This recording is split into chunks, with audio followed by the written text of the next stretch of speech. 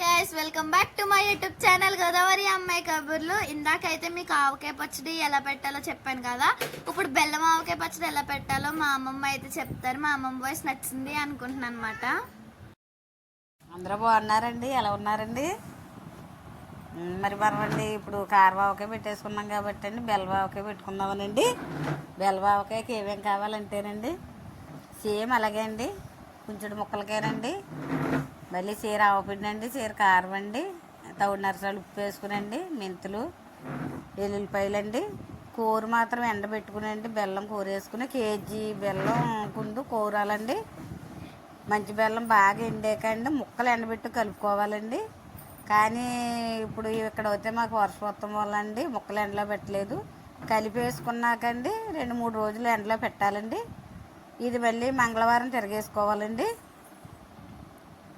మీకు నచ్చుద్ది అనుకుంటున్నానండి, చాలా బాగుందండి.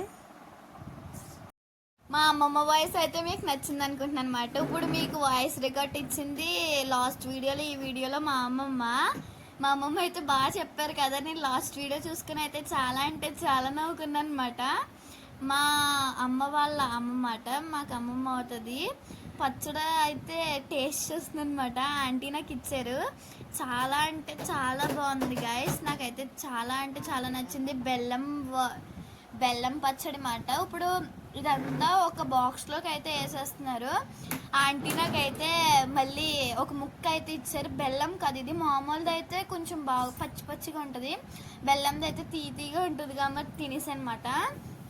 చాలా అంటే చాలా బాగుంటుంది. మీరు కంపల్సరీ ట్రై చేయండి. నేను మీ అందరికి నచ్చింది అనుకుంటున్నా. ఈ వీడియో కనుక నచ్చితే లైక్ చేసి సబ్స్క్రైబ్ టు గోదావరి అమ్మాయి కబుర్లు.